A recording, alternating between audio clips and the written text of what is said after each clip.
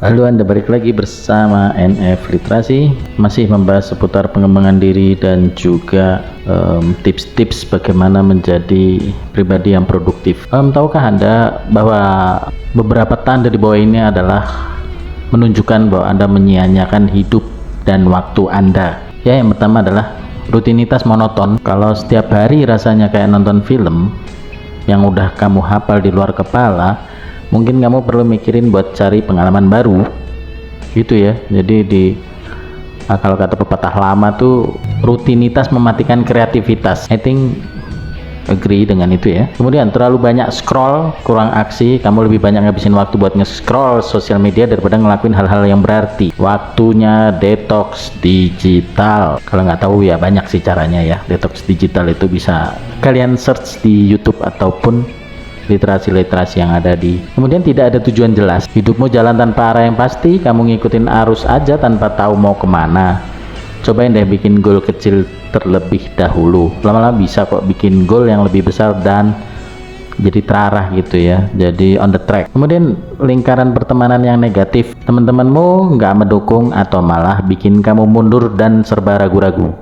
Saatnya cari circle yang bisa kasih energi positif dan selalu support apapun yang akan kita tempuh dalam mendekatkan kita kepada goal dream kita. And then menunda-nunda terus, kamu punya banyak mimpi tapi nggak pernah benar-benar mulai. Menunda terus-terusan cuma bikin mimpi itu makin jauh dan gone. Kemudian nggak punya waktu buat diri sendiri. Wah, ini penting banget ya teman-teman ya. Kadang kita suka terlalu larut dalam kehidupan orang lain demi menemani dia ngopi, kita sampai wasting time gitu ya dan lain sebagainya.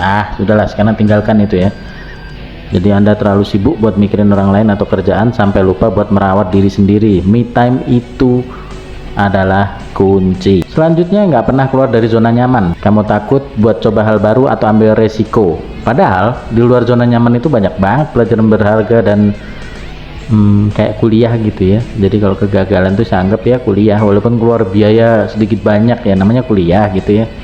Tapi kita nggak mulai dari nol, kita mulai dari pengalaman-pengalaman yang sudah ada dan biasanya lebih concern gitu ya, lebih fokus. Yang terakhir adalah kurang bersyukur. Kamu sering ngeluh dan nggak pernah merasa cukup, padahal dengan bersyukur kamu bisa lebih bahagia dan menghargai apa yang kamu punya. Dan ini penting ya, grateful itu bisa menjadikan kita meaningful.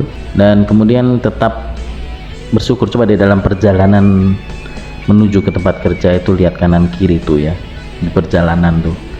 Kalau naik mobil kayaknya nggak bisa dapat feel-nya, tapi kalau naik motor coba deh keliling tuh, sekelilingnya maksud saya, lihat tuh, wah ternyata masih ya banyak yang di bawahku. Wah ternyata hidup itu sekeras itu ya, sampai ada yang molongin botol plastik dan lain sebagainya. Ini sebenarnya contoh sih ya.